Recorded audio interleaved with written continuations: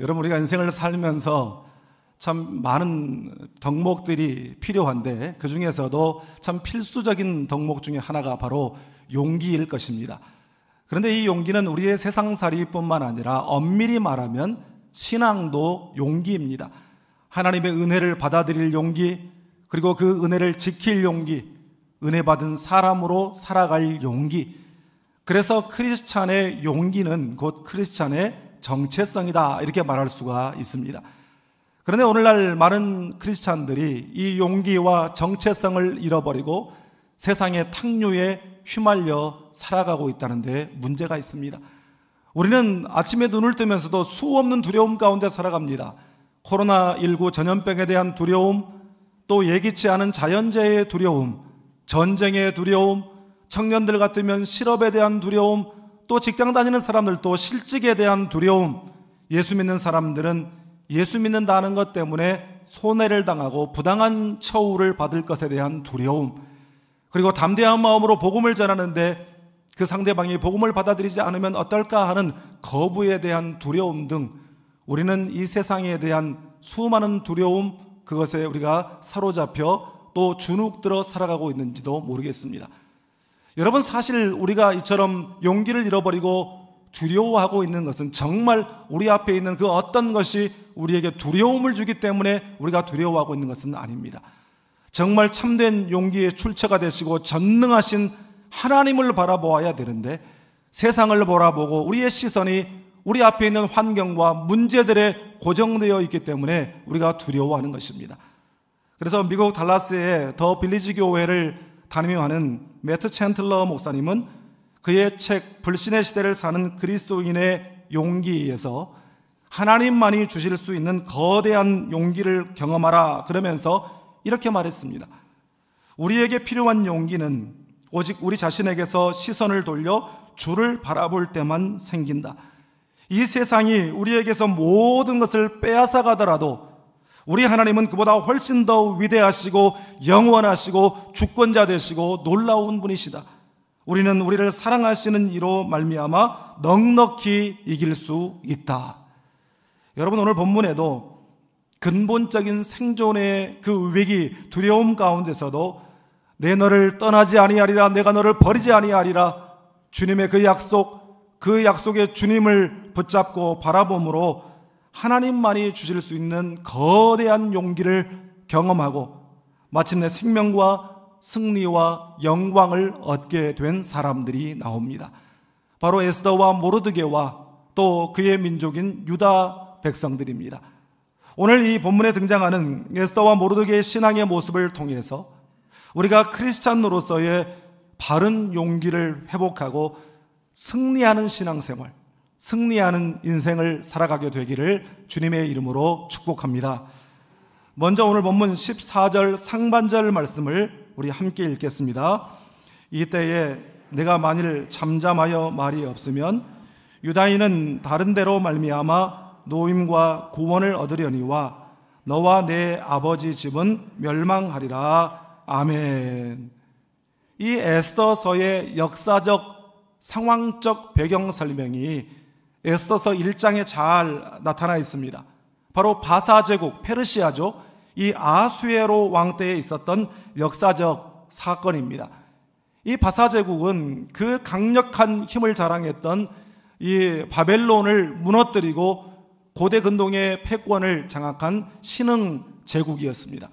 그래서 포로로, 이 바벨론 시절에 포로로 와 있던 유다 백성들의 포로 귀환 칙령을 내렸던 이 고레스 왕을 필두로 해서, 그가 일대 왕인데 11명의 왕들이 있었고 200년간 그 영화를 누리다가 그 후에 헬라 제국에 의해서 이 나라가 멸망을 당하게 됩니다.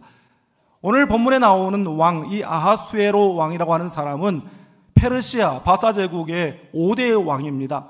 그런데 이 아하수에로 왕의 그 위용과 그 힘이 얼마나 대단했던지 성경에 보니까 인도에서부터 구스까지, 그러니까 인도에서부터 이 이디오피아까지, 여러분 페르시아의 후손들은 지금 이란입니다. 중동 지역의 이란.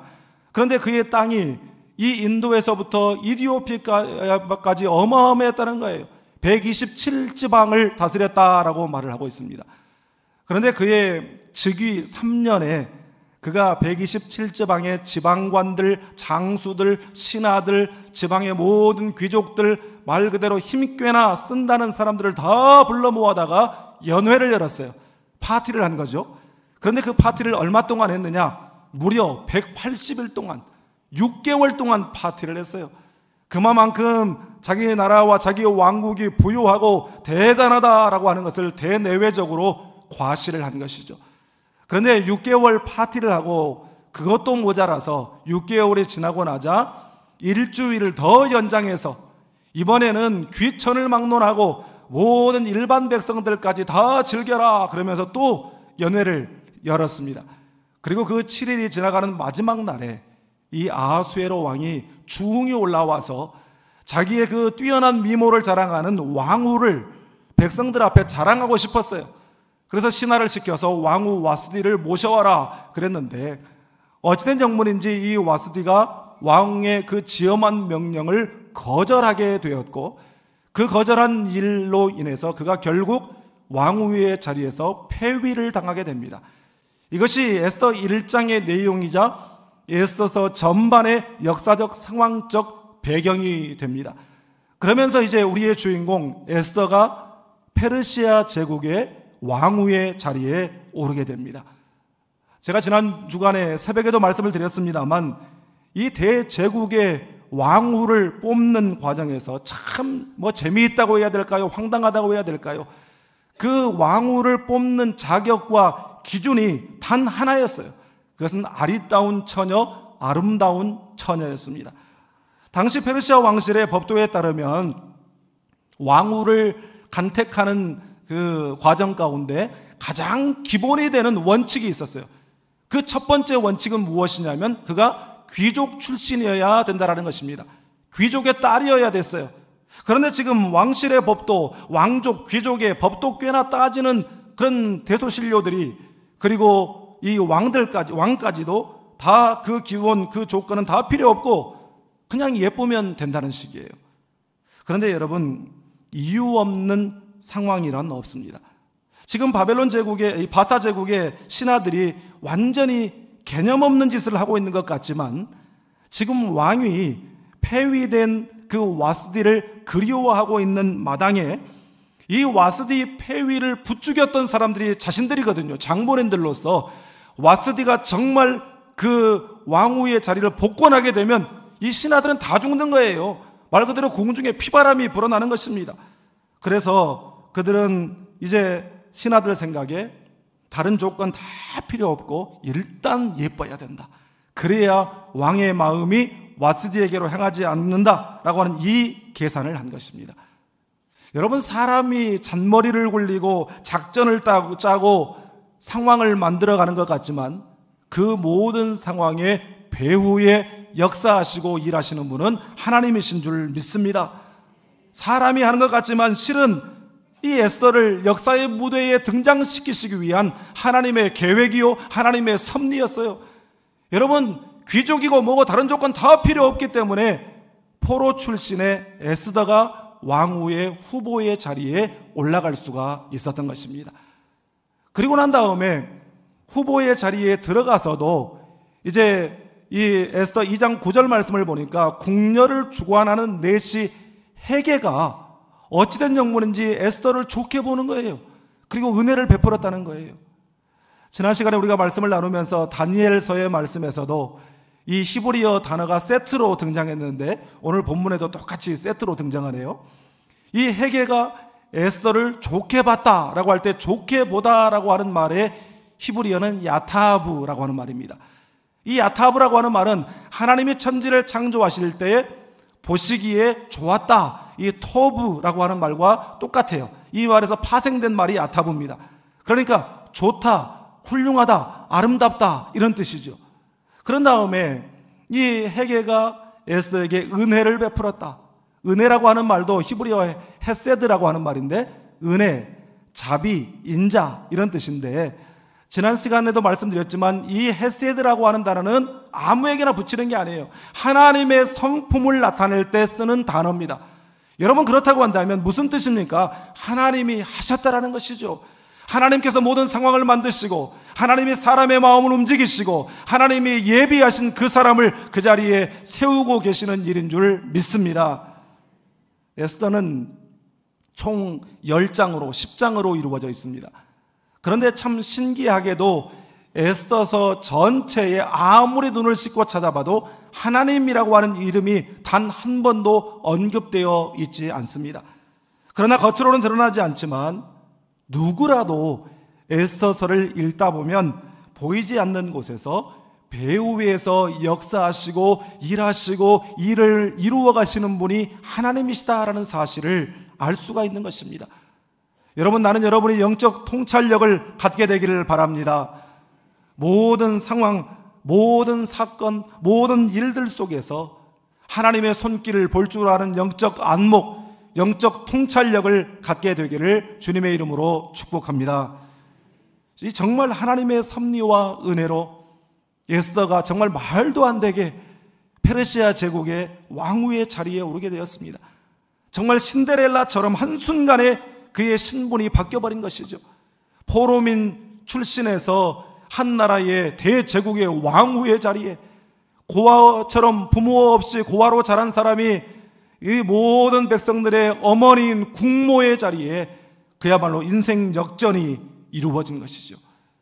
여러분, 그런데 이처럼 하나님의 섭리와 은혜 가운데 모든 일들이 술술 풀리는 듯 했는데 전혀 예상치 않은 어려움, 고난이라고 말하기보다는 생존의 위협, 그것도 에스더 개인의 그런 생존의 위협이 아니라 그의 민족 전체가 전멸당하게 생긴 그런 위협에 놓여지게 되었습니다. 아수에로 왕에게는 이 총리격인 권력 서열 2인자인 하만이라고 하는 사람이 있었어요.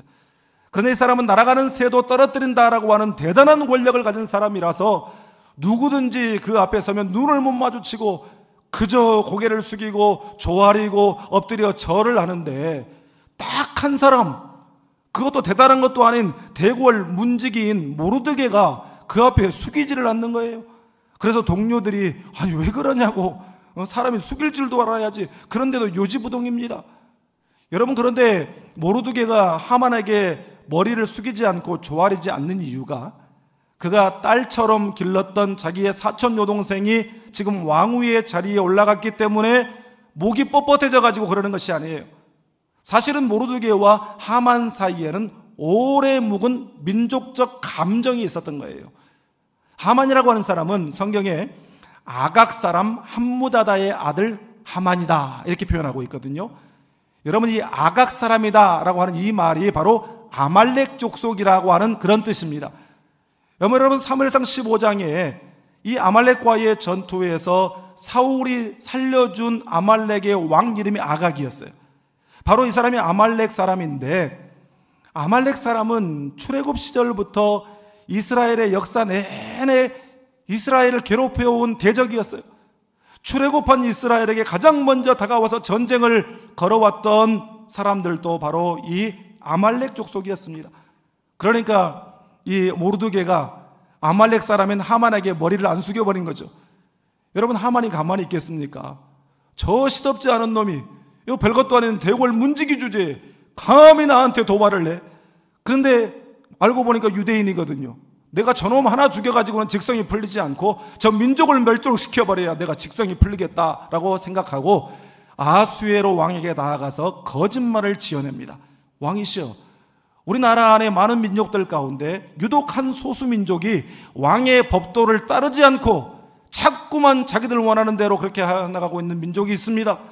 그러니까 왕이 그래, 네 좋을 대로 그 처리해라, 처분해라 라고 그렇게 명령을 하고 조서를 내려 주었습니다.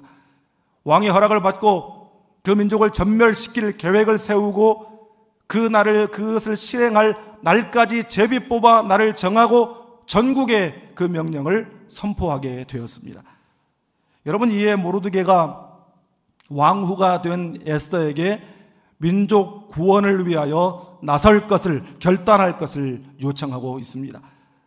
여러분, 에스더서 전반에 걸쳐서 우리가 첫 번째로 주목해야 될 것이 있는데 그것은 바로 하나님의 섭리입니다. 여러분, 우리 믿음의 사람들에게는 우연은 없는 줄 믿습니다.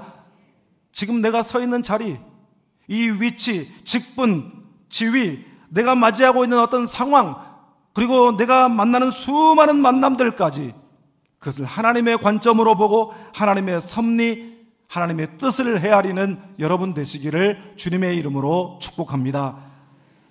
다음으로 본문 16절 말씀을 함께 읽겠습니다. 당신은 가서 수산에 있는 유다인을 다 모으고 나를 위하여 금식하되 밤낮 3일을 먹지도 말고 마시지도 마소서. 나도 나의 시녀와 더불어 이렇게 금식한 후에 규례를 어기고 왕에게 나아가리니 죽으면 죽으리이다 하니라. 아멘. 민족 전멸의 위기 상황 가운데에서 모르드게는 자기 사촌 여동생 에스더에게 네가 왕으로서 너의 역할을 감당하라고 그렇게 요청을 합니다. 그러다가 에스더가 하는 말이 페르시아 왕실에는 지엄한 법도가 있는데 그 법도는 무엇이냐면 왕의 부름을 받지 않고 왕에게 나아가는 자는 누구든지 죽임을 당하는 것입니다. 내가 비록 왕후지만 나 역시도 왕의 부름을 받지 못한 지가 30일이나 되었습니다. 말 그대로 이러지도 저러지도 못하고 꼼짝없이 그 자리에서 죽을 수밖에 없는 그런 상황이라는 것입니다. 여러분, 그러나 이 모르드게나 에스더는 그 상황 앞에서 두 손 두 발 놓고 낙심하고 앉아 있었던 것이 아니라 믿음으로 상황을 만들어간 줄 믿습니다. 본문 4장 1절과 3절 말씀을 보니까 모르드게가 먼저 그 자기 옷을 찢고 굵은 베옷으로 갈아입고 죄를 뒤집어 쓰고 하나님 앞에 정말 울면서 통곡했다라고 말하고 있습니다. 그러자 각 지방에 사는 유다인들이 다 애통하고 금식하고 대성통곡했습니다. 울며 금식하며 부르짖었어요. 한마디로 말해서 하나님 앞에서 통회에 자복하고 울부짖은 것입니다. 사랑하는 여러분, 아무리 우리가 칠흑 같은 어두운 상황 가운데 놓여져 있다고 할지라도 우리 하나님 아버지는 상하고 통회하는 심령을 멸시치 아니하시는 하나님이신 줄 믿습니다. 부르짖으면 응답하시는 하나님이신 줄 믿습니다. 하물며 사랑하는 자녀가 지금 어려운 문제가 생겨서 애통하고 금식하고 하나님 앞에 울며 울부짖고 있는데 그 자비로우신 하나님께서 그것을 모른 척 하시겠습니까? 제가 자주 말씀을 드립니다만 자비로우신 우리 하나님 아버지의 은혜의 샘은 사랑하는 자녀가 상처 입고 찢긴 심령을 가지고 주 앞에 나아가서 주여 아버지 이 한마디만 불러도 우리 하나님 우리보다 더 못 견디시는 거예요. 그래서 그 은혜의 샘이 자동으로 흘러 넘치게 되는 줄 믿습니다. 여러분, 기도하면 역사가 일어나고 기도하면 길이 열리고 기도하면 하나님께서 하늘 문을 열어주시는 줄 믿습니다. 마지막으로 본문 14절 하반절 말씀을 우리 함께 읽겠습니다. 내가 왕후의 자리를 얻은 것이 이때를 위함이 아닌지 누가 알겠느냐 하니 아멘.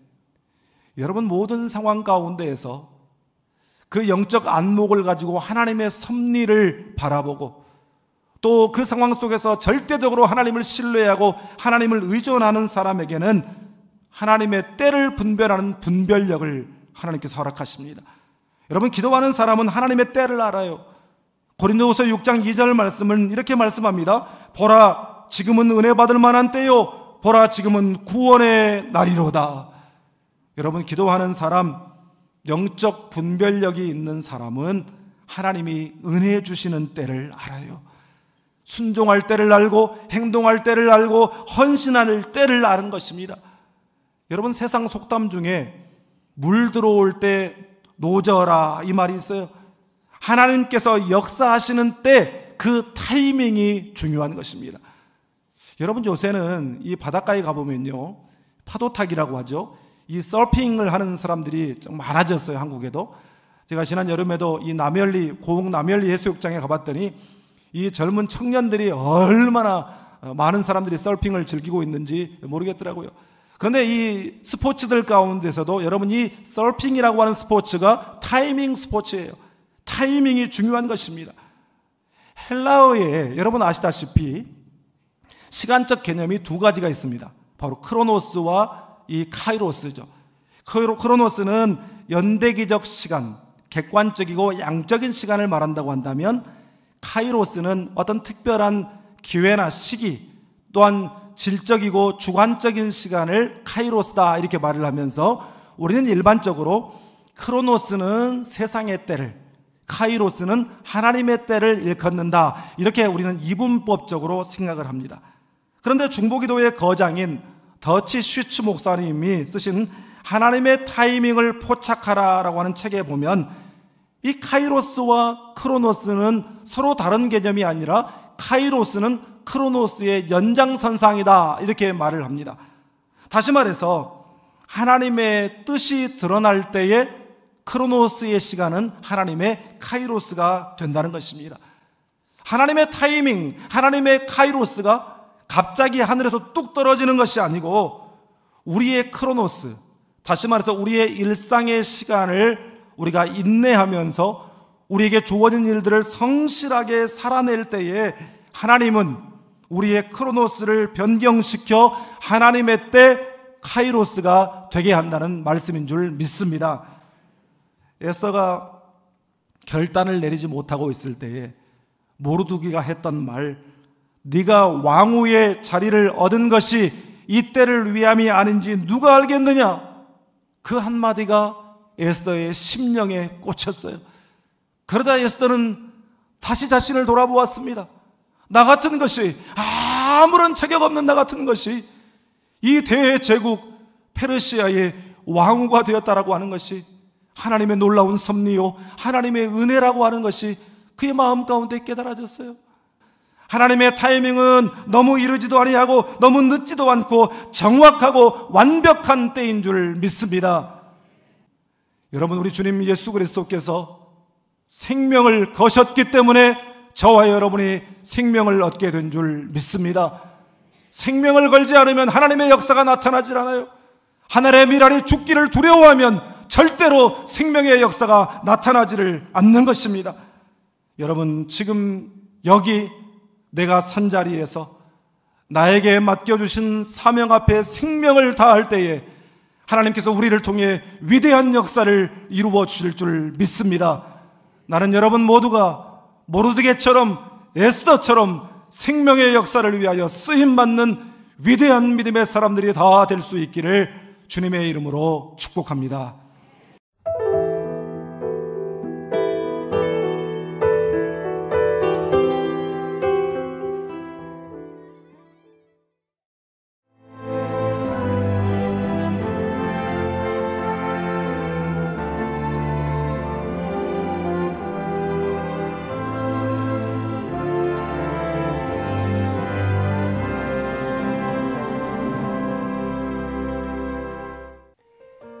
CBS를 사랑해 주시는 전남 지역 청취자 여러분, 안녕하십니까?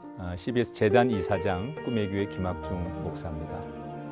여러분의 사랑과 관심 덕분에 전남 CBS가 순천시 장천동에 새로운 사옥을 마련하게 됐습니다. 이 방송국 사옥이라는 것은 단순히 건물을 짓는 의미에 지나지 않습니다. 전남 지역 복음 전파와 특별히 다음 세대를 위한 미래 비전을 세우는 일입니다. 코로나19로 모든 활동이 중단되고 또 관계가 단절되는 상황이지만 우리 CBS 방송만큼은 우리의 발길이 닿지 않는 곳까지 구석구석 하나님의 말씀을 전하는 위대한 힘을 지니고 있습니다. 이 방송이 믿음의 반석 위에 굳건히 세워질 수 있도록 여러분들께서 벽돌 한 장 한 장씩 쌓아가는 마음으로 전남 CBS를 위해 후원해 주시고 기도해 주시기를 간곡히 부탁드립니다. 여러분의 이 작은 행함이 CBS를 통해서 교회 공동체를 회복하고 누군가의 믿음을 소생시켜 줄 굳게 믿습니다. 여러분 한 분 한 분을 축복합니다.